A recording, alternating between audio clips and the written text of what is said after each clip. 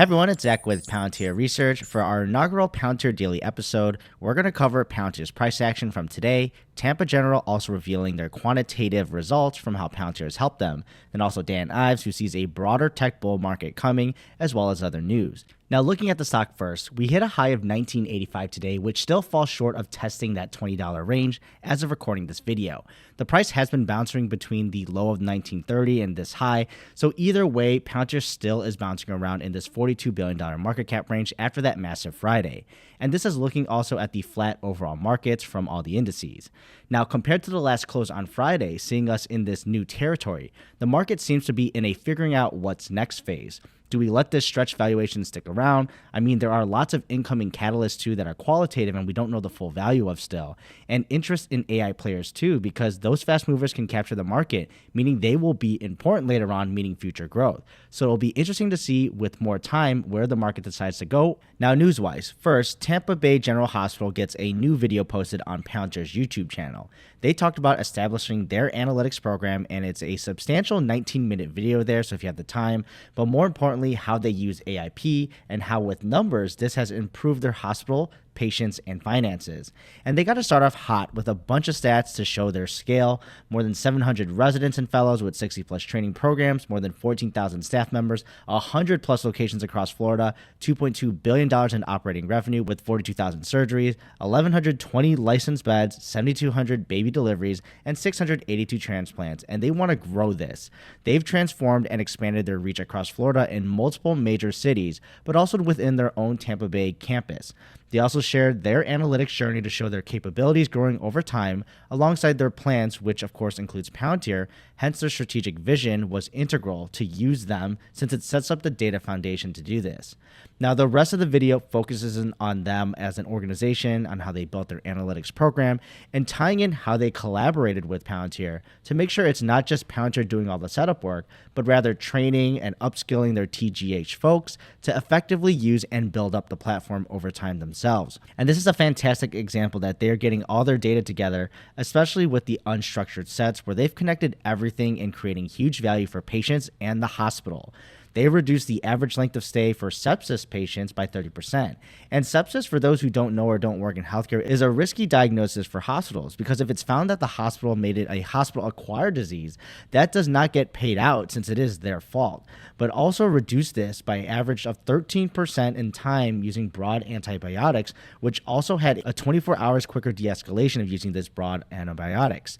Now, and operationally, their PACU had a 28% reduction in hold hours with 84% improvement of staff ratio, which is crucial for effective care, and then reducing burnout. And then financially, you can't forget this. They saved $4 million on missed revenue just from fixing codes. This is huge because if they don't capture all the CPT procedural codes when they bill for this, this means they don't get paid for them because they never asked for it. And every dollar counts for hospitals here. And this is low-hanging fruit. An extra $4 million might not sound like a lot for a big hospital, but if this adds up over time here, especially if it's money that you should have been getting in the first place.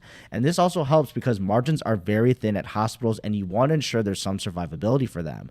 But check out the whole video there for the details. I think it's really great and it shows how Palantir is so effective in helping and bringing value to hospitals. Now, next, Dan Ives shows up again on CNBC and he shares his view on the broader tech market going through a bull market. He, of course, has to mention Palantir and them being an AI golden child, but more broadly, he talks about the use cases being a huge driver for businesses to continue adopting AI and can see budgets for this exploding because the ROI is just there for companies spending millions, but getting that much more back. So it's an easy investment to make. So his vision really is around NVIDIA being the leader here, setting up the foundation environment with next the hyperscalers like Microsoft and Palantir, and then eventually also spreading to the broader tech market of participants that can scale their products and sales into a more accepting environment for AI products because the use cases have been provided and the value they show has been proven. So it's always nice to see him stop by on CNBC and really spout his message, and it's a really big advocate for Palantir too in turn for the future of AI and serving a large market that is ripe for them to scale into. And he always points out the inklings of that future with growing customer counts and use cases of AIP. Then we got a blog post from Palantir discusses their response to the Office of Science and Technology Policy, or OSTP, request for information, or RFI, on national priorities for mitigating risk associated with artificial intelligence. So Palantir continues to emphasize the importance of context-specific AI standards to protect rights, safety, and national security. This is not new news for anyone that's a shareholder. The response also says Palantir stands behind for measures such as mandating model documentation, security controls, and tools for model monitoring, which we know Palantir does as well in their products. Palantir also stressed the need to evaluate the complete AI system's lifecycle and engage multidisciplinary stakeholders, so getting everyone's view.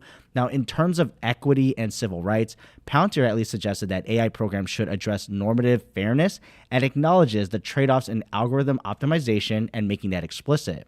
And Palantir encourages consideration of existing domestic and international laws when it comes to this, such as the EU or the European Union and their General Data Protection Regulation, or GDPR. We've heard a lot about this when talking about the UK and the NHS contract, and then also to guide algorithmic accountability. So regarding economic growth, Palantir supports the idea that AI should assist and enhance human decision-making rather than replacing it and getting people out of jobs.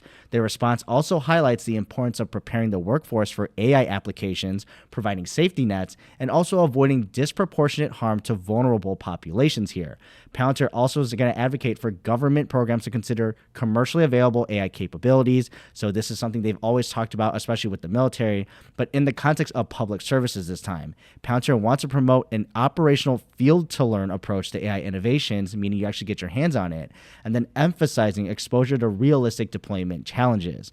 So the blog post concludes by inviting readers and everyone here who's seen it at least to explore Palantir's full response and more details on their contributions to AI policy discussions, because I think that's what actually is important here. Palantir has been in these discussions because it can actually implement things in their technology to do it. So they're a real player here, and just take a look at the article and for more detail. Now, over the weekend, too, we got some more FUD coming out regarding the Palantir NHS contract, which conveniently happened after the Palantir winning article came out there, still unconfirmed. But either way, I covered this on my weekly Sunday live streams, just shouting out there if you want to tune in next time. But to sum it up, we've got a few articles coming out with the DAUK, or Doctors Association of United Kingdom, and BMA, or British Medical Association, saying that doctors are questioning the FDB contract and want more action to stop or pause the contract to really make this decision and making sure it's the best for patients and for themselves.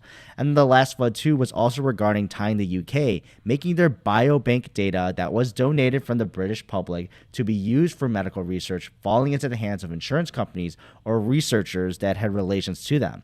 However, just make sure you don't just read the headlines here, and they go down to confirm. There was no confirmation of any insurance company using this data set to create any policies to discriminate against any folks or genetic makeup. Palantir and what they do, this article actually doesn't make sense here to try to get against them.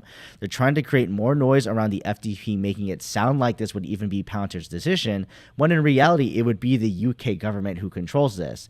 They are pretty obvious what they're trying to do though in associating this with Palantir. Now check those out if you are interested, but the closer Palantir seems to get, the louder these kind of articles come up to be, and they just come out very fast. Now thanks for tuning in, and I'll see you in the next Daily Palantir.